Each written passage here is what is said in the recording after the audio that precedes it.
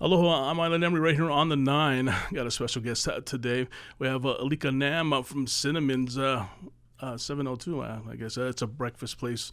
Own a breakfast place here in Las Vegas. I know they have a few locations located across the world, but welcome to the Little Grass Shack, Alika. Thank you. Happy to be here, bro. Thank you. Yeah. Now, you know what? I've ate at your establishment and broke them out.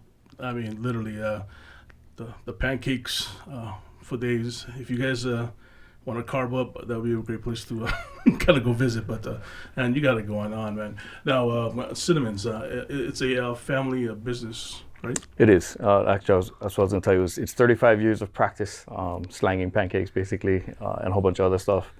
My parents opened the first one in Kailua on Oahu 35 years ago when I was in 8th grade. And it's been an interesting ride. Right. I mean, you must have had like an interesting childhood, though. You know, I mean, go to school, right to the restaurant. Right, exactly. And I went to school in town, so I'd have to catch a bus. It was interesting. And a funny story that, my family owned a restaurant, but went to sleep hungry countless days because they would always be down there. So I'd come home from school, work a little bit, and then go home. And then they would stay and work, and then I'd usually pass out because I'd have to get up early to go catch bus to school. And then by the time I wake up, they're gone and there's no food in the fridge because they ate every meal down there, basically because they're always down there, Right. And so I'm just like, bro, we have a restaurant and I can't, starving, every day. Yeah. What high school did you go to? I went to Kamehameha. Kamehameha. Yeah. Right on, man. You you must get a lot of, I don't know, maybe a lot of grief, they come out, private school, private school. Yeah, it's funny, actually I went since kindergarten, so, okay. That's all I knew, you know what I mean? And I hear, people think you guys are just that. And Yeah. What? Have you heard of the other schools? That's the ones, we're the public school of private schools, you know what I mean? Right. Yeah, I mean, whatever, everybody got to do what they got to do, so. No, but, it's such a, every high school in Hawaii, it's tight knit, but it is because you went to kindergarten and up, and then so you notice all the families, the same kids going over and wow, man, it's such a great network. It is, and I mean, and there's a lot of pride, you know what I mean? Especially now, I've been out of school for a while, but back then, Hawaiian language was a elective, and a lot of people were like, oh, why are you taking that? Because you couldn't back then they didn't recognize it as a foreign language or whatever, right. So you couldn't use it to go to school, college and stuff. So when you took it.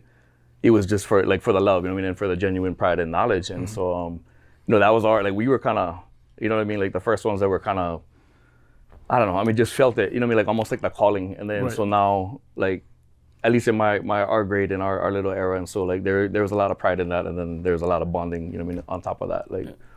So. Well, even with me, growing up in the mainland and then going home and listening to the young kids that they say, they went Kamehameha, and they talk Hawaiian within in the household. Mm-hmm. It hurts me because I cannot understand. Yeah. But yet, it makes me feel good because they took the time to learn. Yeah. You know what I mean? And as students, I think. They have to get one of the parents to get involved to talk Hawaiian or something like that, and just to hear the language again, given the fact of diversity, and we couldn't talk it because it was the devil's tongue back in the day, and it was taken away from way back when from the missionaries and stuff. So it's it's good to see that the culture still lives, especially language.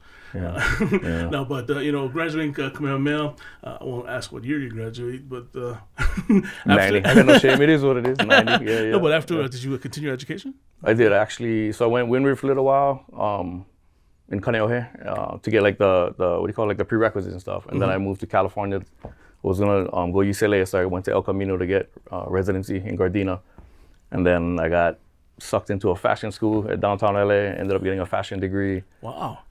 And then it gets blurry after that. I think I came back home and then got sucked back into the restaurants, and then it was just. And at that point, because like I said, growing up hungry, from this restaurant, I hated it. I was just like, wow, I want nothing to do with this restaurant. And then when I went to California and kind of you get to expand your horizons, you know what I mean? And then I started to appreciate how good our stuff really was, how hard it really is to run a business. And so when I came home, I started definitely getting proud of it and being like, okay, we can do something with this, seeing the mass potential basically.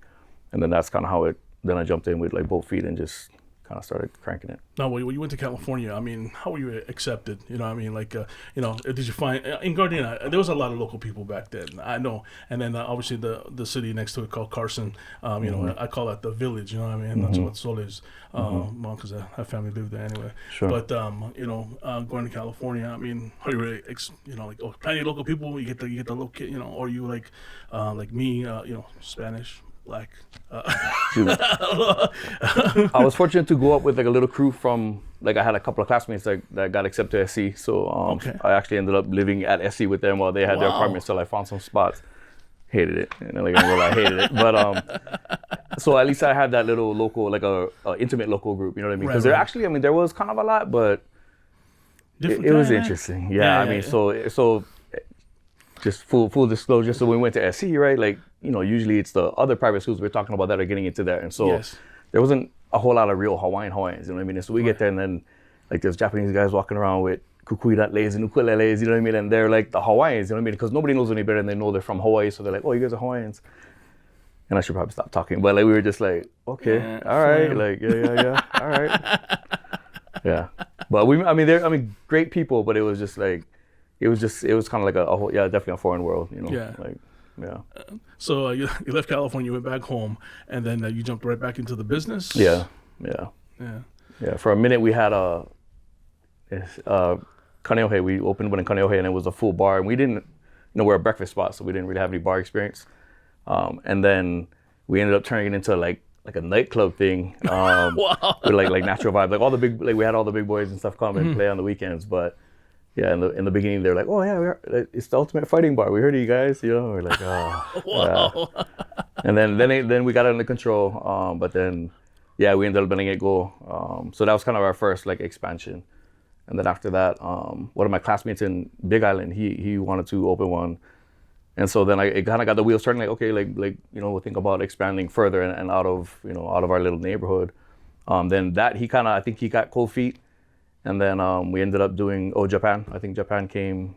So Japan, we had two in Japan. We closed one, I think last year, and then I don't know if the second one honestly is going to make it through this COVID thing. Yeah. But they were open for about 4 years, and it was a super good experience. But they came to us because Japan was getting into like Western breakfast. You know, like how Japanese is normally salmon and healthy and this stuff. And so they were getting into breakfast, and then because they love Hawaii, if you were a breakfast spot and you're from Hawaii, then they wanted you, you know, and we were pretty, you know, we're one of the more established ones. So they came, and so we opened two out there. And then we opened the Waikiki one. So did you have to go physically to Japan and teach them? Yeah. Oh, that must have been a great experience as well. Yeah, Japan is amazing, yeah. I mean, it's like a closest thing to another planet that I can think of. And like, they don't even know what's going on. I mean, in Japan, they don't even know. Like, I'd ask them questions, they're like, I don't even know. Like, why that? They're like, I don't know. Like, all right. Yeah, and just, yeah. But the food is amazing.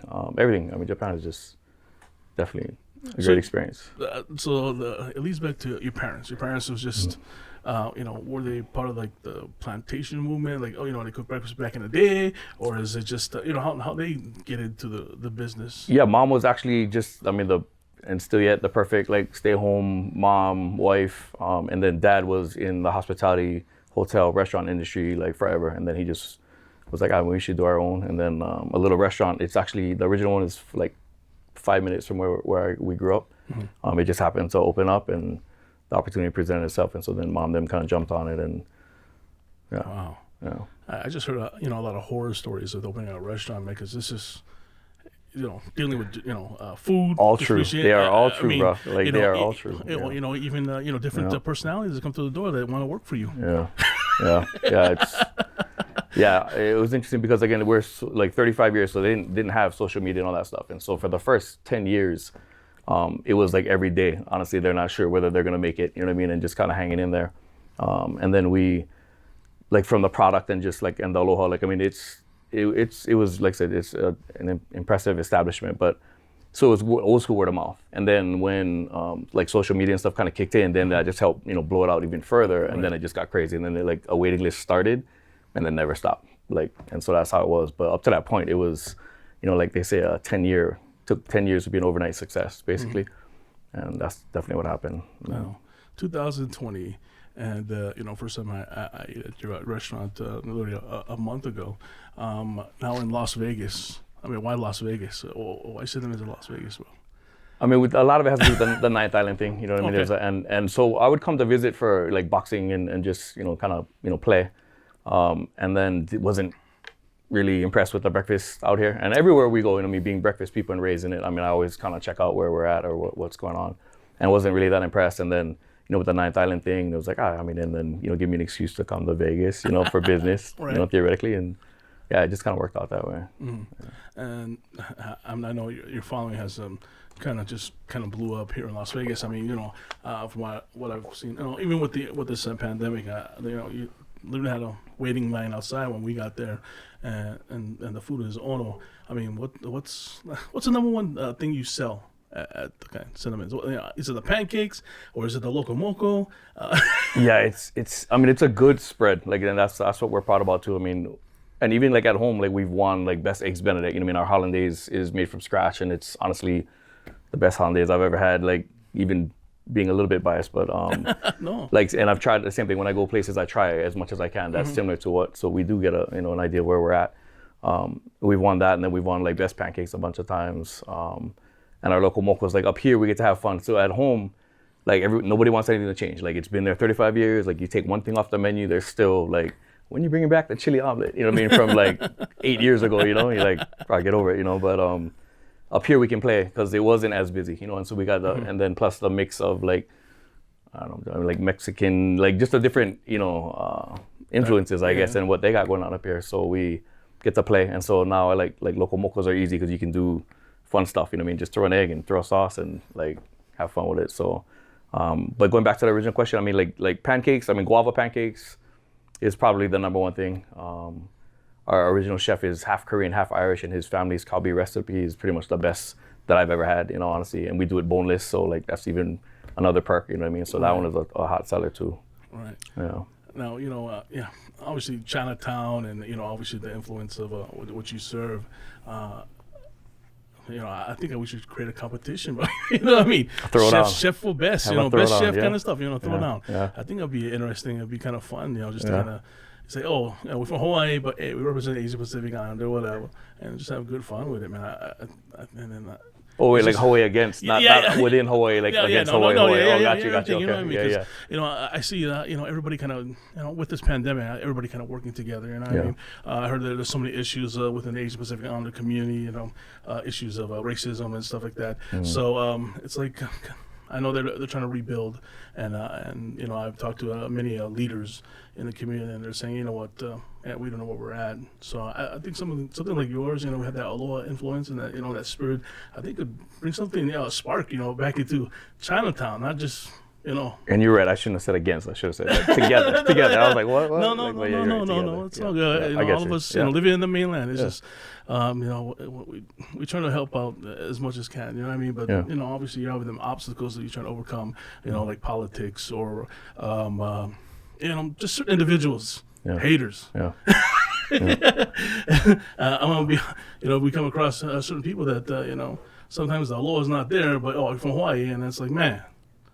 And it kind of sucks, but maybe the turn of events, living in the mainland, getting burned a lot. Even with you, being a business owner, you've probably been approached a lot. And literally, I kind of want to make things work. And some of the time it doesn't, man.